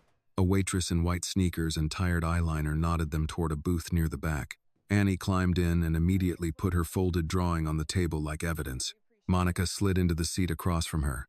"You want grilled cheese or soup?" "Both?" Monica gave her a look. "Soup," Annie said. They ordered tomato soup for Annie, coffee for Monica, and a side of toast they didn't need but would eat anyway. When the waitress left, Annie unfolded the paper. It was a drawing of the front walk. The porch light glowed yellow in a thick wax crayon circle. The gate leaned slightly to one side because Annie always drew things the way she felt them, not the way they measured out. There was a small figure in pink kneeling beside a much larger one in dark blue. Above them, in shaky first-grade letters, she had written, "Don't sleep, sir." Monica felt something tighten in her chest. "You drew this at school?" Annie nodded. Monica traced a finger just above the paper without touching it. "You remembered all that?" "I didn't forget it." No, Monica thought. That was the problem. Children forgot scraped knees and bad spelling tests. Not nights like that. The waitress brought coffee, then soup, then toast. Steam rose between them for a moment, giving Monica an excuse to gather her thoughts. Annie dipped her spoon carefully. "Mama?" "Yes? Is he bad?" Monica looked up. "Not mean, not rich, not sick. Bad." There it was, the question hidden under all the others. Monica wrapped both hands around her coffee mug. "I think he's done bad things." Annie considered that. Like stealing? Not exactly. Then what? Monica chose her words the way she chose steps on ice. Sometimes grown-ups make choices that hurt people even if they never see the hurt up close. Annie frowned. "That's still bad." "Yes," Monica said quietly. "It is." Annie stirred her soup with great seriousness. "But he said thank you." "He did. And he remembered my name." "Yes. Bad people don't say thank you." Monica almost corrected her. Plenty of bad people said thank you. Plenty of dangerous people had good manners. But Annie was 6, and 6 required truth in pieces, not all at once. "Sometimes people are more than one thing," Monica said instead. "Sometimes they've done wrong and still need help. Sometimes they need to decide whether they're going to keep doing wrong after that." Annie looked down at the drawing. Did he decide? Monica thought of Ethan in the hospital room, pale against white sheets, saying with startling plainness that he had signed off on a machine and only just noticed who it was crushing. "I don't know yet," she said. That was the hardest answer to give a child, that justice was not immediate, not tidy, not delivered on schedule by adults with polished shoes and official language. It took time, and even then, it often arrived limping. Annie dipped the toast into her soup and ate quietly for a minute. Then she said, "If he's one of the people trying to take our house, why did you help him?" Monica held her daughter's gaze. Because that was the question beneath all the rest. Because children noticed what adults hoped to hide. Because Annie had watched her mother kneel beside a stranger and choose care over bitterness. And now she wanted to know why that choice mattered. "Because you were right to help him," Monica said at last. "And because I need you to grow up knowing that someone being wrong doesn't mean we stop being right." Annie blinked at her. Monica went on, more softly now. "What kind of person would I be if I taught you to leave somebody on the ground just because I don't like what they've done?" Annie thought about that for a long while. The diner hummed around them, silverware clinking, coffee refilling, an old man at the counter complaining gently to no one about city parking. The radio behind the register played a country song from 30 years ago, low enough to be memory more than music. Finally, Annie said, "But helping him doesn't mean he gets to take our house." "No," Monica said firmly. "It does not." That answer seemed to steady her. Annie took another spoonful of soup. "Are we going to see him again?" Monica looked out the window at the street, where people passed bundled in coats, heads down against the cold, every one of them carrying some private problem through the afternoon. "I don't know," she said, but even as she said it, she knew that wasn't true anymore. Ethan Cole had not simply fallen at her gate and vanished into a hospital room. His phone had brought the world after him. His assistant had warned her. His sign stood in the dirt by the church. Whatever happened next, the line between his world and hers had already been crossed. When they got home, Miss Bernice was waiting on the porch with a grocery sack in one hand and news in her face. "I brought sweet potatoes," she announced. Then, lowering her voice as Annie passed into the house, "And Channel 7 says the board session got delayed again." Monica took the bag. "Again?" Miss Bernice nodded. Something about Mr. Cole wanting revisions. That sent a ripple through Monica she did not welcome. Inside, Annie set her backpack down and went straight to the coffee table where her worksheet still lay folded. She opened it and added something to the drawing with a red crayon. Monica stood in the doorway watching her. "What are you doing?" "Fixing it." Annie held up the picture. Now, beside the yellow porch light and the blue-suited man on the ground, she had drawn another figure taller than the first one, in dark curls and a long coat. "Mama," and above the three of them she had written, in wobbling letters that leaned into one another, "Home is where people help you." Miss Bernice saw it over Monica's shoulder and let out a soft sound that was almost a sigh. Monica swallowed hard, because there it was again. The thing adults kept trying to out-talk and outspend and outplan. The simple moral clarity of a child. Not property, not investment, not opportunity zone. Home. Her phone rang before she could answer Annie. Unknown number. Monica stared at it, then answered. "Yes." Laura Bennett's voice came through, lower and tighter than before. "Miss Hayes, I'm sorry to call again. Mr. Cole is being discharged. He insists on seeing the neighborhood before the revised vote. Today."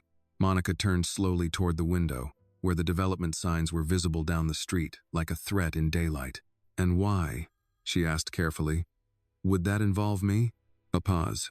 Then Laura said, "Because he says if he comes alone, people will think he's scouting property. If he comes with security, they'll think he's declaring war." Another pause. "He said you're the only person who might tell him the truth before he does something stupid." Monica closed her eyes briefly. In the living room, Annie had started coloring the porch light brighter. Monica did not answer Laura right away. She stood in the middle of the living room with the phone to her ear, staring past her own reflection in the front window toward the bright development signs near the church lot. Outside, late afternoon had begun folding into that flat gray Chicago light that made everything look colder than it was. Inside, Annie sat cross-legged on the carpet, adding careful yellow strokes to the porch light in her drawing as if brightness itself were something you could fix with enough patience. "Miss Hayes," Laura said. Monica exhaled slowly. "You're asking a lot." "I know." "No," Monica said. "I don't think you do." There was a brief silence on the line, and Monica could almost hear the assistant deciding how honest she was allowed to be. "Mr. Head, Cole is not in a position to hear comfortable lies today," Laura said at last. "That may be the only useful thing I can tell you." Monica looked over at Annie, who was humming softly to herself while she colored. "What time?" Monica asked. 1 hour. Monica closed her eyes for a beat. "That's not much notice." "No," Laura said. "It never is with him." Monica almost laughed, but there was no humor in her. "Tell him I'm not his guide." "I'll tell him." She ended the call and stood still with the phone in her hand. Miss Bernice, who had been peeling sweet potatoes at the kitchen sink with the concentration of a woman who trusted knives more than most people, glanced over her shoulder. "Well?" Monica set her own phone on the table. "He wants to come here." Miss Bernice stopped peeling. Here. Yes." That man Dunn finally lost what little sense he had left. Annie looked up. "Who's coming here?" Monica hesitated. With children, timing mattered. So did tone. Annie could smell fear in an adult the way dogs smelled storms. "Mr. Cole may come by the neighborhood," Monica said carefully. Annie's eyes widened. "The man from the sidewalk?" "Yes. The man I saved?" Miss Bernice muttered under her breath. "And there's the trouble already." Annie climbed to her feet. "Why?" Monica reached for the right answer and found there wasn't one small enough for a 6-year-old. "Because he needs to see something." "Our house?" "More than that." Annie thought for a second. "Can I show him my drawing?" Miss Bernice made a soft noise that was part sigh, part prayer. Monica rubbed her forehead. "We'll see."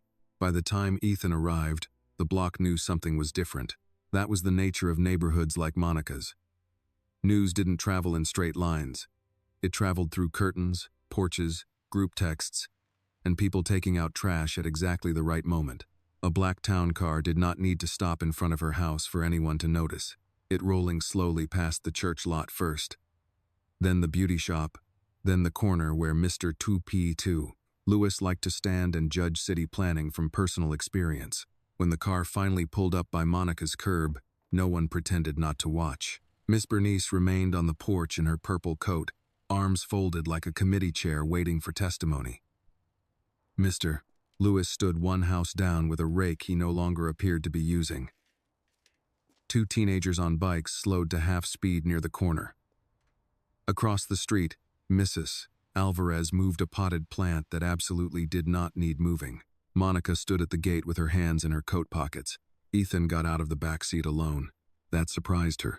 No security team, no assistants, no polished men in camel coats.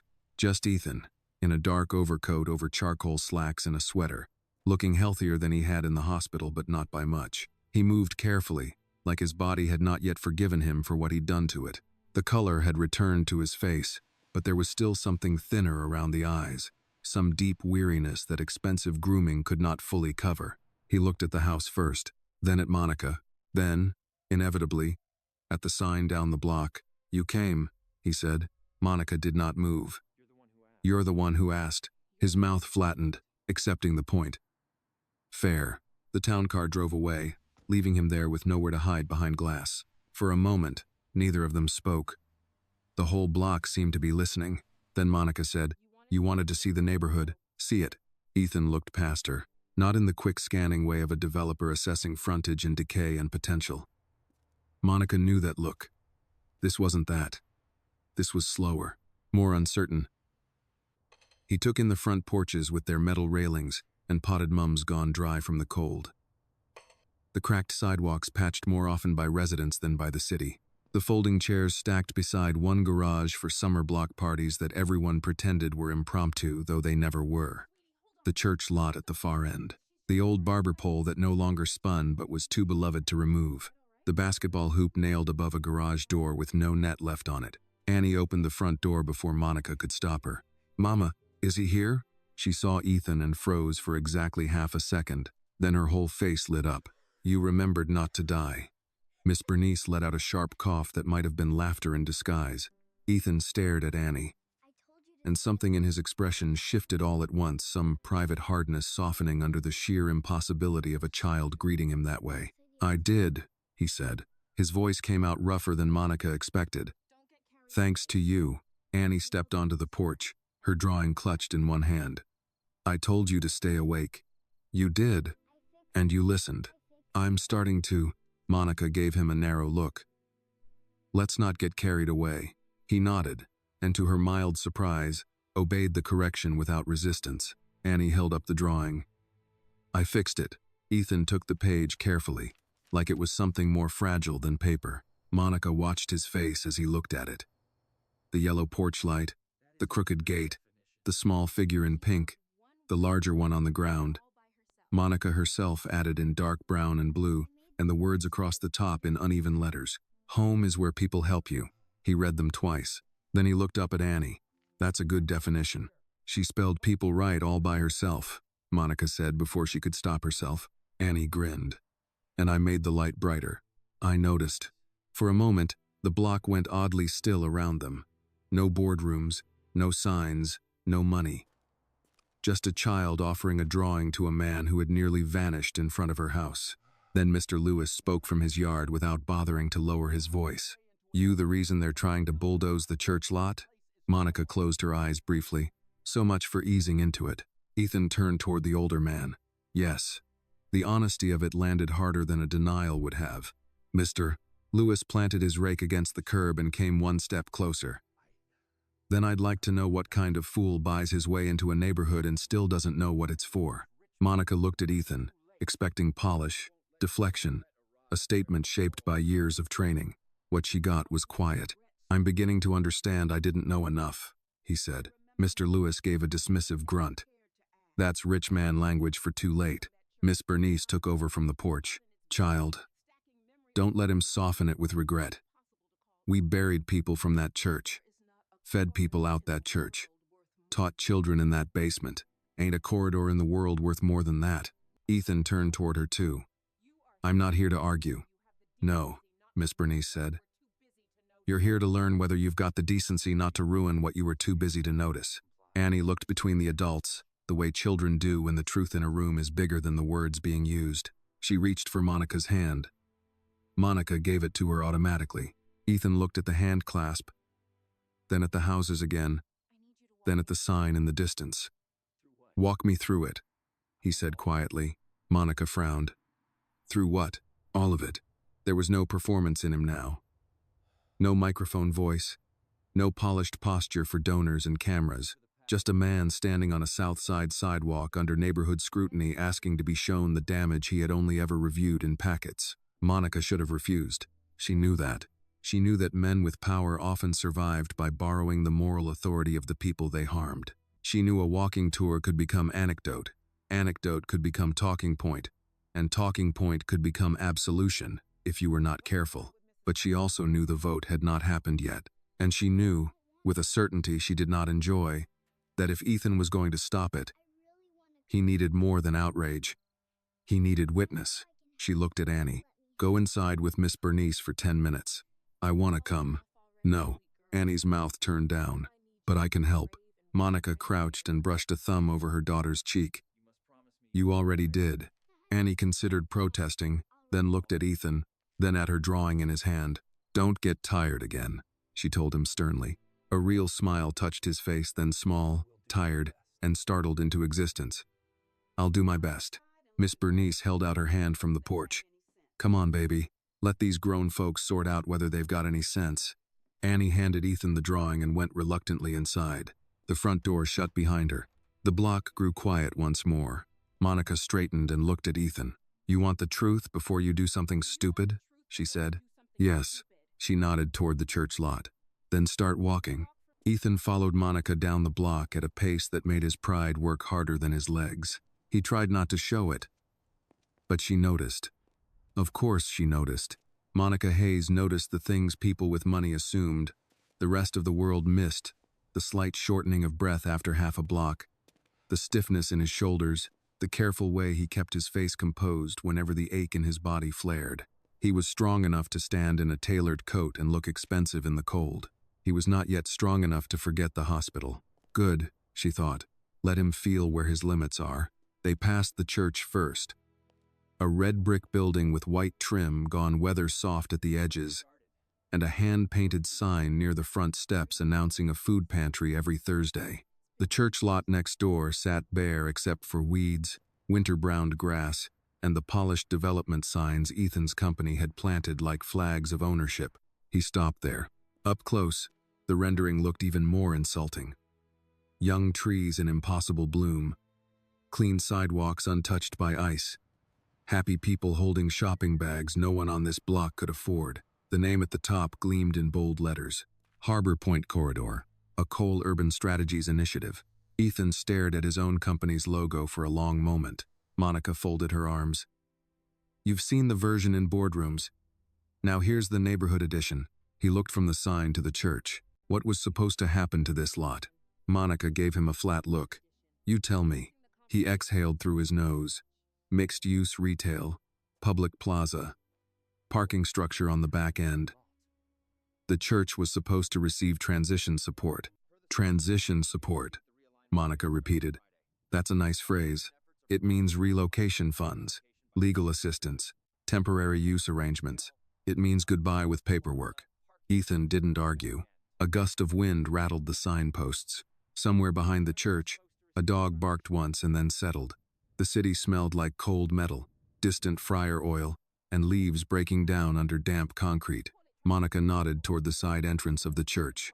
My mother's funeral was held there. Annie's baby dedication too. Miss Bernice ran the kitchen downstairs for 15 years. Mr. Lewis still fixes the handrail every spring because he says the trustees buy cheap screws. She looked at the lot again. That public plaza of yours? It lands on memories first. Ethan's gaze moved to the church windows. I didn't know. No, Monica said. You didn't. They walked on. At the corner, the small grocery sat wedged between a barber shop and a laundromat with one broken neon letter. Inside the grocery, canned goods rose in narrow aisles under fluorescent lights that made everything look tired. A hand-lettered sign in the window advertised money orders, cold soda, and phone cards. The owner, Mr. Rahman, was stacking oranges near the register when Monica opened the door. The bell overhead rang. He looked up and smiled at her automatically. Monica, your coffee creamer came in this morning. Then he saw Ethan. The smile disappeared. What's this? Monica didn't soften it. He wanted to see the neighborhood. Mr. Rahman looked Ethan up and down with the calm hostility of a man who had survived long enough to recognize polite danger. He should have come before the letters. Ethan glanced at Monica. Letters? She leaned against a display of canned soup. Acquisition notices, interest surveys, purchase inquiries, little invitations to imagine moving before the city imagines it for us. Mr. Rahman snorted. They offered me a sum that wouldn't cover half a lease in a better corridor. He looked directly at Ethan. I built this store when my son was 5. He's a dentist now. You know what your people put in the report? Aging retail footprint. The shame on Ethan's face this time was immediate and unguarded. I'm sorry, he said. Mr. Rahman shook his head. Sorry doesn't keep the lights on. No one spoke for a moment after that. Then Ethan asked quietly, Who sent the letters? Mr. Rahman laughed once. Your company. Your law firms. Your consultants. Take your pick. Ethan absorbed that in silence. They left the store and moved farther down the block, past a narrow beauty shop with family photos taped to the mirror edges, past a duplex with a wheelchair ramp built from weathered plywood, past a house with plastic reindeer still tangled in a hedge because winter had come too fast for the owner's arthritis. Everywhere they went, people saw them. A man hosing salt off his front steps paused mid-motion. 2 teenage girls carrying school bags went silent as Ethan passed. A grandmother in a knit cap narrowed her eyes from behind a screen door and then called to Monica. You make sure he listening. Monica answered without turning. That's the plan. Ethan noticed everything now, though not always in the right order. Monica could see him learning to look past surfaces. The patched roofs, the hand-built planters, the ways people had repaired what money and city neglect left behind. She wondered if he understood yet that poverty and care could live in the same place. That wear was not the same thing as worthlessness. At last they reached the playground behind the elementary school, closed for the afternoon but still visible through the chain-link fence. The swings moved slightly in the wind, though no one was on them. Monica stopped there. Annie learned to pump her legs on those swings last spring, she said. She thought if she went high enough she could see downtown. Ethan followed her gaze to the skyline far off beyond the rooftops. She can, he said. On clear days. He was quiet for a moment. Did she know who I was? When she found you? No. And now? She knows enough. Does she hate me? Monica turned toward him then, surprised by the nakedness of the question. You think children work like that? His mouth tightened. I don't know how children work. That much is obvious. He accepted that too. Monica rested one gloved hand on the fence. Annie doesn't think in categories like investor, developer, donor, voter. She thinks in simpler things. Were you hurt? Did somebody help? Did you say thank you? Are you going to do better now? Her eyes held his. Children are merciful in ways adults don't deserve. He looked down. Monica went on, quieter. That doesn't mean they're wrong. The wind rose again. Somewhere a train groaned over tracks. Ethan slipped a hand into his coat pocket and took out Annie's drawing. The paper had already softened at the fold lines from being opened too many times. He looked at it now beneath the gray sky. The yellow porch light bright against crayon darkness. Home is where people help you. He read softly. Monica's throat tightened in spite of herself. She believes that. Do you? She didn't answer immediately. At 22, maybe she would have. At 32, with debt and grief and overtime shifts and a child to raise and a city always inventing new ways to package old cruelty. Belief had become more practical than pure. I believe home is where people are known, she said at last. Help is part of that. So is memory. So is being able to stay long enough to matter. Ethan folded the drawing carefully and put it back in his pocket as if it belonged there. Then he said, I need the full property file, the resident impact estimates, all of it. Monica frowned. For what? He looked back toward the church signs. When he answered, his voice had changed. The weariness was still there, but something steelier had moved under it. Because Gavin thinks this is just about a delayed vote. It isn't. His eyes met hers. Not anymore. There was no swagger in him when he said it. No polished confidence, just decision sharpened by witness. Monica studied him, trying to decide whether what she saw was conscience or merely a better strategic posture. Maybe he didn't know yet either. Her phone buzzed in her pocket. She pulled it out. Laura Bennett, Monica answered. Yes? Laura's voice was tight. Miss Hayes, I'm sorry. He needs to come back now. The board moved the session again. 6 o'clock. Mr. Mercer is already gathering proxies. Monica looked at Ethan. He had heard enough from her side of the call to understand. The sky was darkening.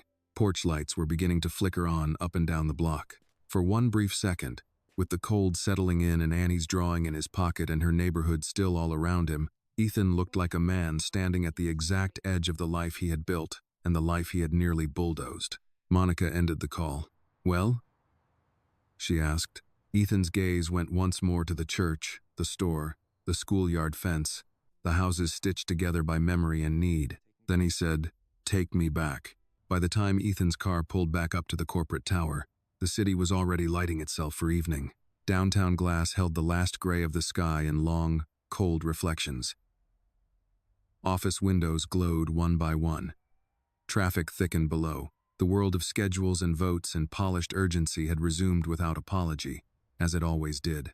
Monica stayed in the passenger seat until the car stopped beneath the covered entrance. Ethan turned toward her. You don't have to come in. No, Monica said. I don't, but neither of them reached for the door. The driver kept his eyes ahead, professionally absent. Monica looked through the windshield at the revolving doors, the brass, the men in dark coats stepping in and out with phones to their ears. The whole expensive machinery of a city that mistook power for order. Then she looked back at Ethan. He had been quiet all the way from the neighborhood, not avoiding her, thinking. Once or twice she had seen his thumb brush the folded edge of Annie's drawing in his coat pocket, as if he needed proof of what he had just seen. You understand, she said, that if you go in there and turn this into a softer version of the same thing, you'll be worse than before. His face did not change. I know. No, you don't. Worse means now you've seen the people under the plan. Now you've seen Annie's school, Mr. Rahman's store, the church. If you still choose money after that, it won't be ignorance. He held her gaze. No, it won't. That answer satisfied her only because it wasn't defensive. Monica reached for the door handle, then stopped. One more thing. He waited. If they come after my neighborhood because you embarrassed them tonight, I won't protect your conscience from what that means. Ethan nodded once. They won't. That was a dangerous sentence from a powerful man. But it didn't sound like a threat. It sounded like a promise he intended to make expensive. Monica stepped out of the car and shut the door. She did not go inside. She stood on the sidewalk beneath the tower lights and watched Ethan cross the polished entrance alone. He moved carefully still, though with more strength than yesterday. The doorman opened the glass door for him. Startled into extra respect by the sight of a man everyone had apparently spent the day discussing in his absence, Ethan did not pause. He disappeared into the tower, and the revolving door turned once, twice, then settled. Monica let out a breath. She could go home now. She should go home now. Instead, she stayed. Not long. Just long enough to know whether the world would shift by an inch or go right on crushing people in better tailoring. Inside, 23 floors above the street, the boardroom was all glass and curated calm. The city stretched beyond it in glittering lines. The table was walnut. Water glasses waited at every seat. Screens glowed with graphs and property maps. Men and women in suits sat in postures designed to look relaxed, while their eyes remained sharp with calculation. Gavin Mercer stood near the head of the table, one hand resting on a leather folder, his voice low as he finished speaking to the board chair. He was handsome in the sterile way ambition often was controlled, polished, forgettable until he smiled. When Ethan entered, that smile vanished. The whole room shifted, not dramatically, not openly, just enough. Conversations cut off. A legal pad closed. A woman from investor relations lowered her pen. Someone near the windows actually stood up in surprise, before remembering himself and sitting back down. Gavin recovered first. Ethan, he said, too smooth by half. You should be resting. Ethan shut the boardroom door behind him. The sound landed with satisfying weight. Apparently I rest badly. A couple of uneasy chuckles moved through the room and died at once. Gavin's expression did not. We delayed as long as possible. I know. We have proxy support. The city is ready. If this slips again, the press will make a meal of uncertainty. Ethan walked to the table slowly, the room watching every step. He did not sit. He placed both hands on the back of an empty chair and looked at the property maps glowing across the nearest screen. Colored blocks, projected gains, parcel outlines, not a single grief visible anywhere. Then he straightened. Harbor Point is off the table. Silence hit so hard it seemed to ring. Gavin blinked once. No more. That isn't practical. It isn't happening. The board chair cleared his throat. Ethan, perhaps we should discuss revisions. No. Ethan's voice stayed calm. That made it more powerful, not less. Not revisions, suspension. Full audit of resident impact, acquisition practices, consultant pressure, and proxy handling tied to this vote. Someone at the far end of the table muttered, Jesus. Gavin's polish tightened into something more dangerous. You are overreacting after a medical episode. Ethan turned his head and looked at him fully. No, I'm reacting late after a moral one. No one moved. For the first time since Monica had met him, Ethan sounded like a man who had stopped speaking for advantage and started speaking because not two would finish him in a different way. Gavin gave a thin smile. This company was not built on sentiment. Ethan's answer came without heat. No, that's becoming clear. He picked up the remote from the table and clicked the screen forward. The rendering of Harbor Point vanished.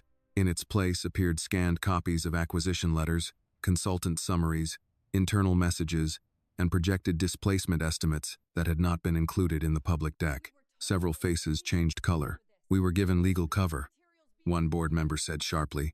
You were given selective information, Ethan corrected. Gavin stepped forward. This is reckless. Ethan didn't look away from the screen. Letters went out undervaluing occupied properties. Relocation assumptions were based on vacancy fantasies.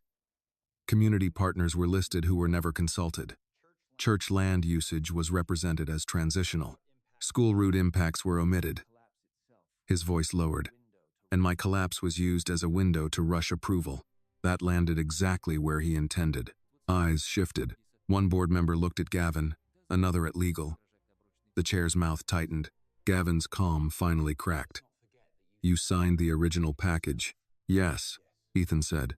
The honesty of it stopped the room cold again. Yes, he repeated. I did. That's on me. Which is why I'm stopping it now. A woman near the center of the table frowned. Stopping it exposes us. Ethan looked at her. Continuing it exposes who we are. No one had a quick answer for that. Outside on the sidewalk, Monica's phone buzzed in her hand. A text from Laura Bennett. He did it. Monica stared at the words for a second before looking back up at the tower. The revolving doors turned again. Journalists were beginning to gather near the curb now, drawn by rumor the way crows found shine. Someone in a long coat spoke urgently into a phone. Somewhere above, a public relations team was probably dying in tasteful silence. Her phone buzzed again. Second text. Board suspended vote. Internal review announced. Monica let out a breath she hadn't realized she was holding. It wasn't victory. She was too old, and too black, and too familiar with institutions to call anything victory before the paperwork survived daylight. But it was something. It was time. Sometimes that was the first form justice took. The revolving doors opened hard enough to draw her eye. Ethan came out alone. The wind caught his coat as he stepped onto the sidewalk. He looked exhausted again, but differently now, less hollow.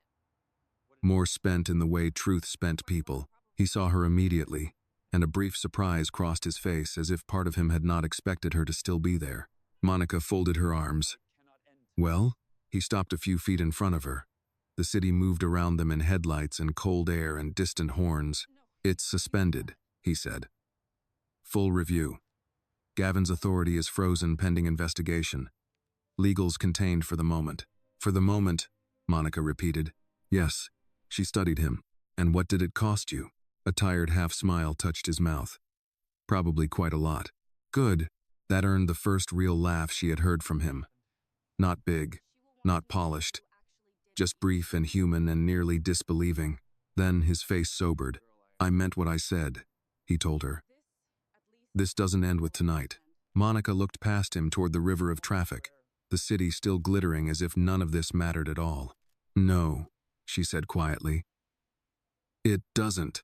He reached into his coat pocket then and took out Annie's drawing, folded and careful at the edges. He looked at it once, before offering it back. Monica didn't take it. Keep it, she said. He glanced up. She'll draw another one. Something in his expression changed at that, softening under the streetlights. A little distance away, a camera crew began unloading equipment. Monica noticed first. You've got about 30 seconds before this turns into theater. Ethan turned, saw them, and exhaled sharply. Then I should probably leave. Yes, he hesitated. Will Annie? She'll want to know if you did what you said. His eyes met hers. Tell her I'm trying. Monica nodded once. That, she understands. He stepped back toward the waiting car, then stopped one last time. Monica. She waited. Home is where people help you, he said, glancing down at the folded drawing in his hand. I think I'm only beginning to understand what else it is. Monica looked at the tower behind him, at the cameras closing in, at the city that never stopped making and unmaking people according to who got counted. Then she said, home is also where people remember what you did next. He took that in like a man accepting terms. Then he got into the car, and the door shut behind him. Monica stood on the sidewalk and watched the car pull away into the Chicago night. Not fixed, not redeemed, not finished, but changed. And somewhere on the south side, under a crooked porch light beside a gate where a man had almost vanished, a little girl was waiting to hear whether the grown-ups had done any better with the second chance she had given them. This story reminds us that real change often begins with a simple act of kindness. A little girl who chose compassion over fear forced a powerful man to confront the human cost of his decisions. It teaches us that power, money, and success mean very little if they are built on the suffering of others. True strength is not measured by how much control we have, but by our willingness to listen, to admit when we are wrong, and to choose justice even when it is difficult. In the end, the story shows that one small voice, especially the voice of innocence, can awaken a conscience and remind us that a true home is not defined by property or wealth, but by people who care for one another. This video is a work of fiction created with the assistance of artificial intelligence. All characters, events, and situations are not real and do not represent any actual people or true stories. The content is intended for storytelling and emotional illustration only.